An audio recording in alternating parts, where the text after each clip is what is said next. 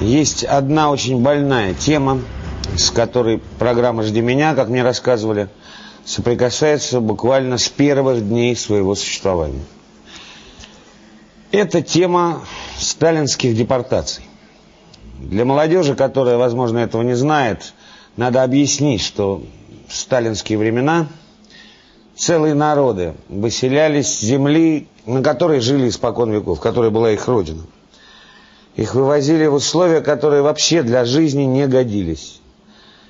Наверное, это был один из любимых способов Сталина, да и не только, наверное, Сталина, управлять страной и держать ее, конечно, в страхе. Ну а как это было, можно понять, например, из сюжета, который давайте посмотрим вместе.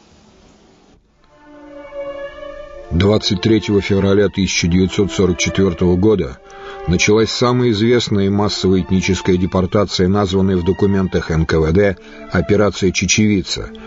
В считанные дни более полумиллиона человек, жителей Чечено-Ингушской ССР, большинство из которых были женщины и дети, погрузили в эшелоны и отправили в Среднюю Азию.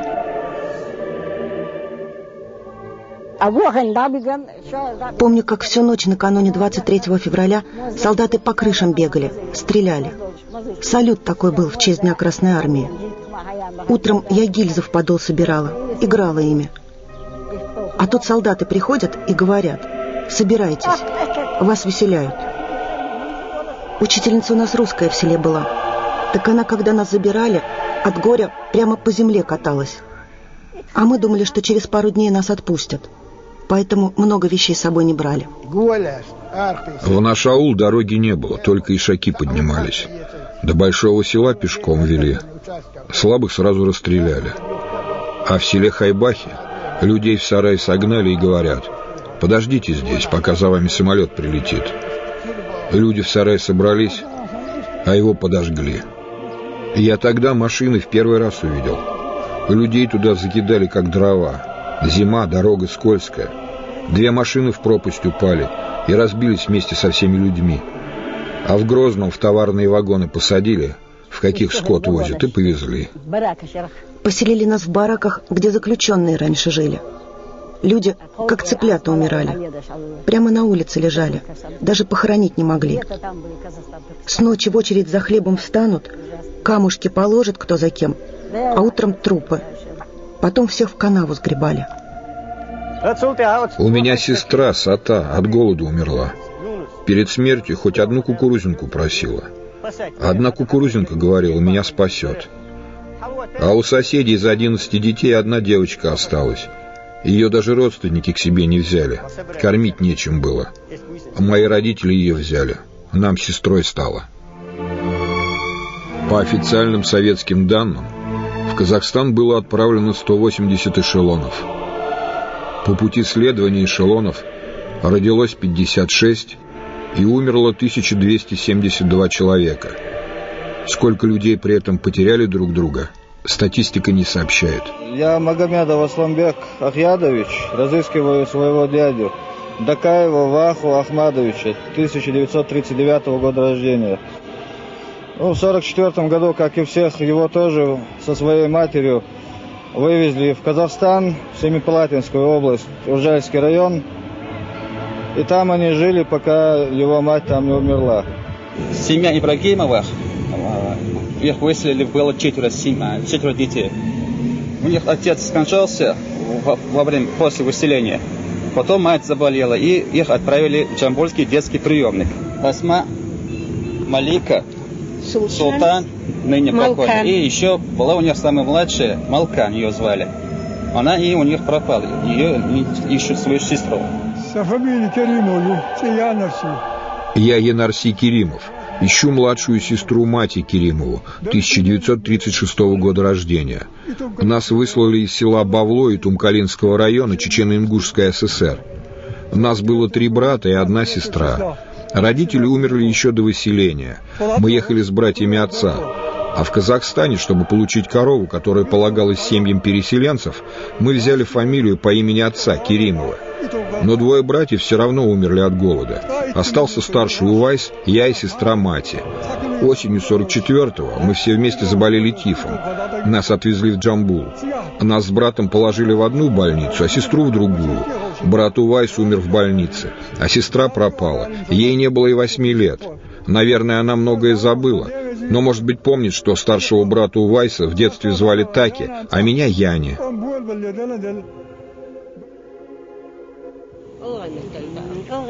Я ищу брата, Магомеда Белхароева. Нас выселяли из Ингушетии, Малгобекского района, села Нижние Чулки. Братику 5 лет было. Когда нас вывозили, он болел. Помню, он попросил, чтобы мы не забыли взять Коран, ножик и солдатскую пилотку. А в поезде ему совсем плохо стало, как мертвый был. И где-то в Ставропольском крае его вынесли из поезда. Матери сказали, что он умер. Но год назад наш сосед рассказал, что видел человека, который может быть нашим братом. Более 64 года я разыскиваю родного брата. Его забрали при сталинской депортации, нас выслали в Республику Казахстан. Энбекши-Казахский район, село Азат. Как круглых сирот нас забрали в детский распределительный дом, город Алма-Ата, улица Мичурина, 74. После этого его забрали в детский дом.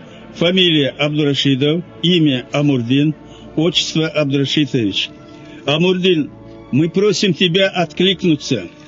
Мы ищем тебя более 64 года. Мы любим тебя и твою семью просим откликнуться.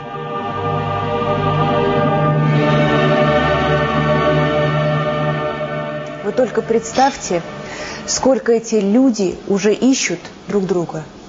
Мы будем искать всех. А вот еще одна такая история.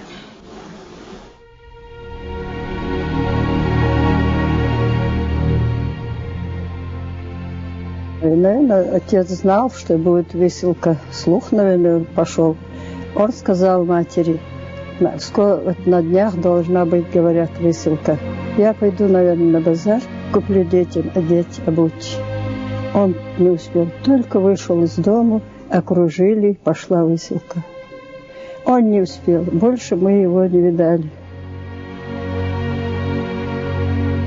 Нашей маме было 5 девочек. Старшая была Заман, я Айман.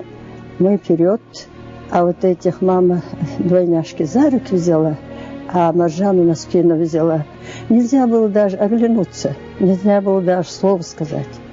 Нас выслали 9 или 10 дней были на дороге. Актюбинская область, станция Алга. Мы прибыли. Оттуда нас отвезли в колхоз Шабаевку. В Шабаевке у одних людей нас заселили. Тогда наша мама в дороге была, и положение была. И там наша мама родила в этих людей. Они нас выгнали потом. Нас 5 девочек маленьких. И еще мать родила. Они сказали, у вас дети много, и выгнали нас. И потом мама лежала, тихо болела в больнице, а мы носили этого мальчика кормить ей. А на грудь ей положим этого мальчика. Он мальчик сосал. Сосал мальчик. Мы 5 было. Этот мальчик, мы накормим его мать. Или он наедался, или нет. Положим, пососет, и мы его забирали. Так, недели 2-3 мы ходили этого мальчика кормить в больницу до мамы. Мы стояли вокруг мамы. Мы один прекрасный день понесли мальчика кормить. Мы на грудь положили. Мальчик сосал грудь, а мать умирала. И нас 5 около нее стояли. Эта мама смотрела на нас. А мы думали, это мама мальчика кормит. Она, оказывается, умирала. А мальчик сосал грудь. Вот так мы остались без отца, без матери. Потом этот мальчик умер. У нас старшей девочке было 12 лет. И ее оставили в колхозе с бабушкой. Бабушке некому было смотреть. А нас 4 отдали в дом Актюбинская область, Актюбинск. 4 нас было. И вот там, в Актюбинском, нас разлучили. И этих 3 от меня забрали, а мне в Киргизстан отправили. Мне исполнилось 17 лет. Потом я вышла замуж. И я их начала искать. Куда они напишу? Были вы, были. Были вы, были. 64 года. 1 день не проходило, чтоб не плакала, не ожидала. Я написала в Москву. Это двойняшки Магомадовы. Сацита и Захира, 1939 года рождения. О судьбе этих девочек, а также их младшей сестренки Маржан, их родные не знают более 65 лет. Оказывается, Маржан всегда смотрела «Жди меня» телевизор. Она сказала своему сыну: «Ой, это меня ищут». Хоть одну нашла. Жду я ее.